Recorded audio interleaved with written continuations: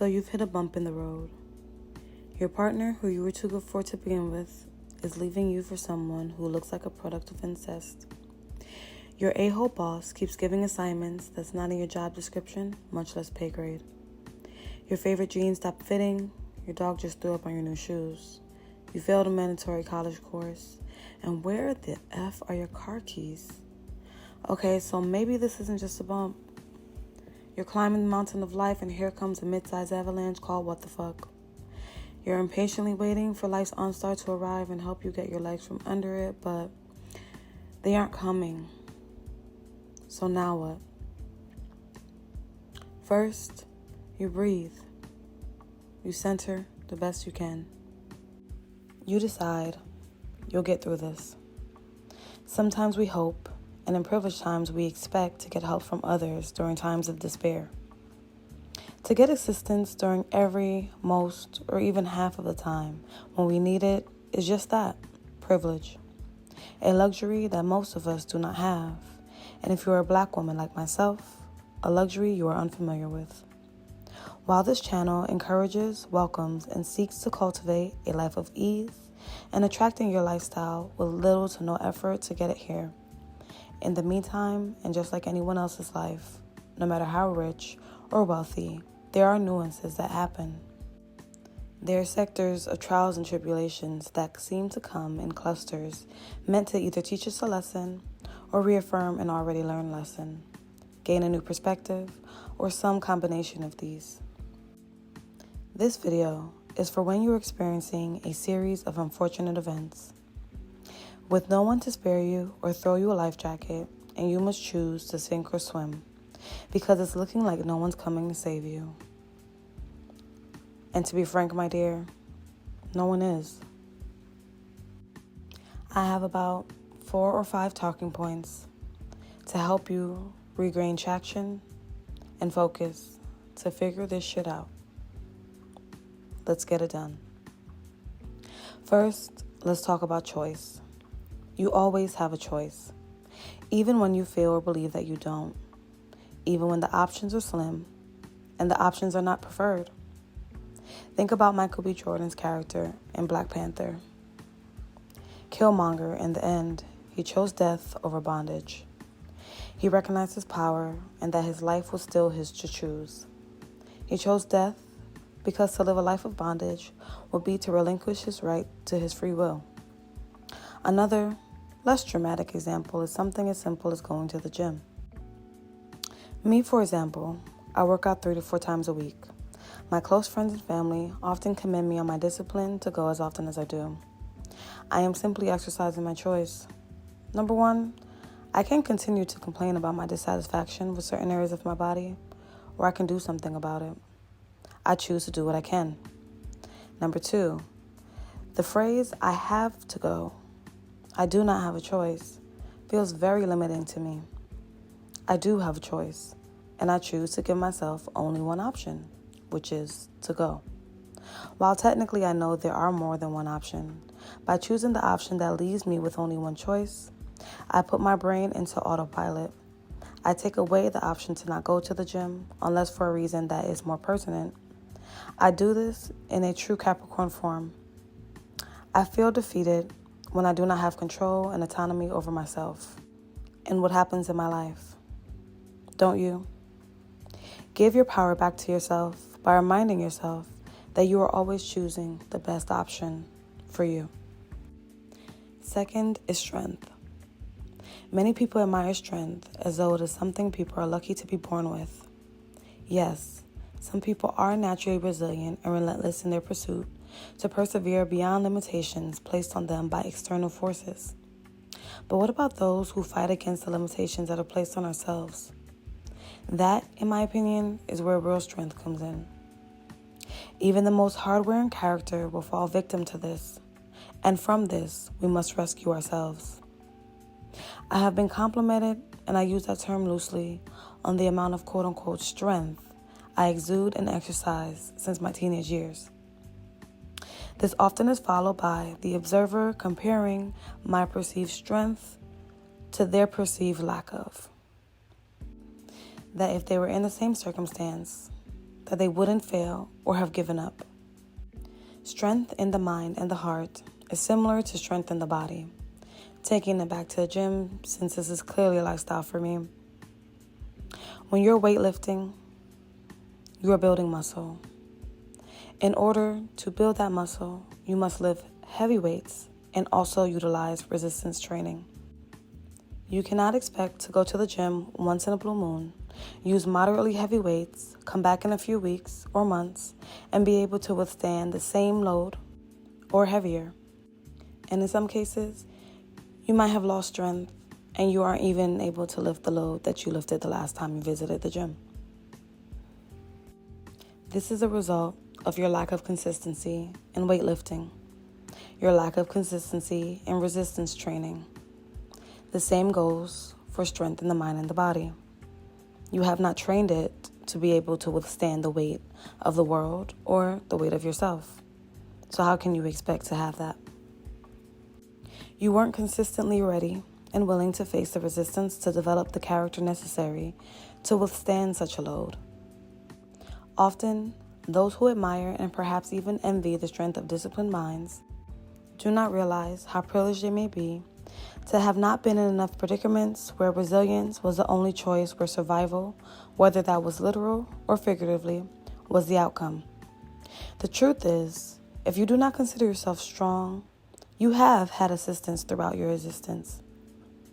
That kind of character development was not needed, or in times of turbulence, you simply made a choice to succumb to your circumstances rather than to do something about it, to allow them to carry you instead of you carrying them and yourself to your preferred stop. If you do not have strength, then you must be brave. The strength will come after. Be brave enough to take actions towards your goal or goals. Afraid of failing?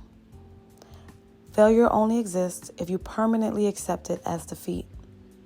If you learn to navigate from a different angle, then it becomes a lesson. Be brave. The third step is to take action. What can you do about your situation at this very moment? Can you write out what's plaguing you? Can you create a series of steps? Can you at least create the first step to solve it?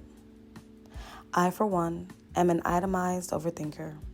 I want to know every step I will need to take to get me where I want to go. I am also a person who desires instant gratification. I'm not the only one, so I'm not saying this to guilt myself, but to acknowledge that while I have these habits that feed my anxiety, I take the time to reflect on how these habits make me feel. And I decide, not only do I not like it, but they are not conducive to the experience I want. What are some of the things that feeds into my anxiety? Running late, for one. Being in circumstances where I feel as though I have no control. Overly loud or populated areas, to name a few. What I found was everything boiled down to control for me. What I could not control quickly and easily becomes a nemesis and a nuisance. I am now starting to realize that everything is not meant to be controlled. There are some things that I can control when it comes to internalized things. Externally, I cannot control how loud other people are, how loud they decide to play their music. I cannot control time, but I can control how I decide to schedule mine. I'm starting to realize, while life is about choices, it is not about control. There are plenty of things that are out of your control, and to some extent, we must learn to roll with the punches in order to truly enjoy the moment. Again, in my true Capricorn form, I have a tendency to live in the future. That is also something that I have realized contributes heavily to my anxiety. Living too much in the future, again, something I cannot control, flares up my anxiety heavily. And when I realized this, I decided to make a concentrated effort to not live in the future anymore. Can you relate to this? Therapists say that generally feelings reduce to one of two things: love or fear. I recognized the anxiety of what I could not control was rooted in fear. I had to decide to work on my fear of unforeseen outcomes. I did that by actively choosing to live in the present. Journaling also helps me focus on what's happening today and maybe a little of what's happening tomorrow, but leaving the rest for the actual day to come. We must learn to accept that it may go our way and it may not, but whatever happens, it is either confirmation or a lesson. Nothing is a loss unless you accept it as defeat. Ask yourself, what can I do about this right now? Even the smallest step is still a position that you weren't in before taking it. Celebrate yourself for that. If there's truly nothing you can do at the moment, embrace that. Sometimes a buffer is needed. There is strength in stillness. When a river is still and placid, do you question the vibrancy of life happening underneath its surface? A mountain remains where it is at all times. Do you question its weight, think that it's boring, stupid, useless, just because it sits there? No, we still marvel at its beauty and magnificence. Take action, yes, but also know when to be still, know when to rest, and allow God to work wonders in your life. My final point is God. For those of you who are listening and deeply rooted in religion, I am not by any means saying that God should come last. God is the only being who knows exactly when or how the issue at hand will be resolved. If you are a fan of the Bible, then take the quote from James 2:17. Faith without work is dead. This means yes, you can believe that God will fix it, but you must take action too. Jesus will not be taking an Uber X down to fix your problems firsthand. But pray for guidance. Take action where you can, and then wait. Wait for confirmation or lesson. If there is something to readdress, you thank God for showing it to you and reapproach. If it is confirmation, then you rest and thank God for aligning your steps with the grand plan. There is no one right way to a correct answer. Be flexible, agile, trust yourself, and trust your spiritual team. I would like to point out that in order to truly take action, especially if the issue is big enough, especially if it has persisted for long enough, especially if it is possible to make life-changing alterations in your life, you must get tired. We tend to procrastinate a lot when it comes to certain issues or repeating aspects in our lives. You must get to a point where you are so tired of your own ish that you do something about it. When you get to the point where you realize that you have been your own worst enemy, it is no longer the traumas of your childhood. It is no longer your overbearing boss. It is your choice to hold on to the traumas that have inflicted and affected you and how you have handled not only other people, but yourself up until this point. It is your decision to minimize yourself and stay at a job that is not elevating you and is not promoting you to be where you want to be. It is not your boss's job to make you a better person, especially in a company where they profit off of your labor. That is not to say there's anything wrong with 9 to 5 if that is your preference in life. I am just saying to be where you are respected and where you are celebrated. If you do not feel that way where you are, you must make the choice to elevate yourself. Do you need to find a new job? Do you need to get new training to elevate your position? Do you need to go back to school? What is it that you need to do to get yourself to that next step? It is incredibly important for us to get tired of being under that avalanche to the point that we are willing to dig ourselves out. Everyone around us is going through things that we have no idea of. Imagine everyone around us is another version of you with their own traumas, just as big problems. Just as though you don't share them with others, they're not sharing them with you.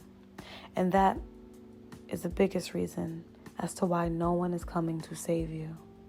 They are trying to get themselves from underneath their own avalanche. You must dig yourself out. Only then are you able to help others to dig themselves out and hopefully extend the grace that you were not given. And perhaps that sounds horrible to you, because if I was not helped, why should I give the help? Well, when we know better, we do better, right? I hope this TED Talk has helped you. We know that it's not TED, and I hope that YouTube does not give me a copyright strike for saying that. But I do hope these points reminded you of the power that you have over yourself and the autonomy you have over your life. I'm here to help. Until next time, welcome home. Namaste.